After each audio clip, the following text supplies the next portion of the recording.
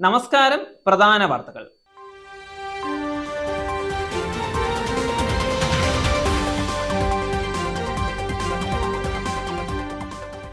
കേരളത്തിൽ ഇന്നലെ കോവിഡ് സ്ഥിരീകരിച്ചത് 200 പേർക്ക്. രാമക്ഷേത്ര പ്രതിഷ്ഠാ ചടങ്ങ് സർക്കാർ പരിപാടിയാക്കുന്നു. രാഷ്ട്രീയവൽക്കരിക്കാൻ ശ്രമം. സീതാറാം യെച്ചൂരി. മഹാത്മാഗാന്ധിയുടെ പ്രതിമയിൽ കൂളിംഗ് ഗ്ലാസ് വെച്ച് SFI നേതാവ്. നിയമ പോരാട്ടത്തിനൊരുങ്ങി KSU. വാർത്തകൾ വിശദമായി. രാജ്യത്ത് കോവിഡ് ബാധ വർദ്ധിക്കുന്നു. ഇന്ത്യയിൽ 24 മണിക്കൂറിനിടെ 412 പേർക്കാണ് കോവിഡ് സ്ഥിരീകരിച്ചത്. ആക്റ്റീവ് കേസുകളുടെ എണ്ണം 4170 ആയിട്ടുണ്ട്. കേരളത്തിൽ 24 മണിക്കൂറിനിടെ 200 പേർക്ക് കോവിഡ് സ്ഥിരീകരിച്ചു.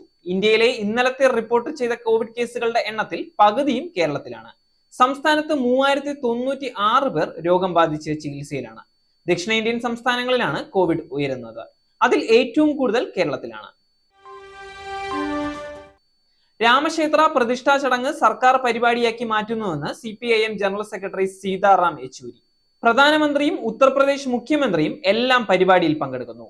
ഭരണഘടനയിൽ സർക്കാരുകൾ നിഷ്പക്ഷമായിരിക്കണമെന്നത് ലംഘിക്കുകയാണെന്ന് യെച്ചൂരി പറഞ്ഞു. ചടങ്ങ് രാഷ്ട്രീയവൽക്കരിക്കുകയാണെന്നും ഇതാണ് ചടങ്ങിൽ പങ്കെടുക്കില്ലെന്ന് തീരുമാനിക്കാൻ കാരണമെന്നും അദ്ദേഹം പ്രതികരിച്ചു. പ്രതിപക്ഷ പാർട്ടികളിൽ കൂട്ടായ തീരുമാനങ്ങൾ ഈ വിഷയത്തിൽ ഇല്ലെന്നും യെച്ചൂരി കൂട്ടിച്ചേർത്തു. രാഷ്ട്രപിതാവിനെ അപമാനിച്ച SFI നേതാവിനെതിരെ എടത്തല പോലീസിൽ പരാതി നൽകി KSU.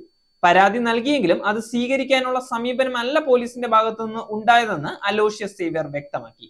പരാതി എടുക്കാൻ സാധിക്കില്ല, നിങ്ങൾ കോടതിയെ സമീപിച്ചോളൂ എന്നാണ് പോലീസിന്റെ മറുപടിയെന്ന് അലോഷ്യസ് സേവ്യർ പറഞ്ഞു. നിയമപരമായ പോരാട്ടത്തിന് KSU ഒരുങ്ങുകയാണ്. ദേശീയ ഗാനത്തെ അധിക്ഷേപിക്കുന്നത് ഉൾപ്പെടെയുള്ള കാര്യങ്ങൾ SFIയുടെ ഭാഗത്തു നിന്നും ഉണ്ടായിട്ടുണ്ട്. പ്രാദേശിക CPIM നേതാക്കൾ SFI നേതാവിന് വേണ്ടി ഇടപെടുന്നു. KSU ശക്തമായി പ്രതിഷേധിക്കുമെന്നും അലോഷ്യസ് സേവ്യർ വ്യക്തമാക്കി. Zag news, Thiruvananthapuram.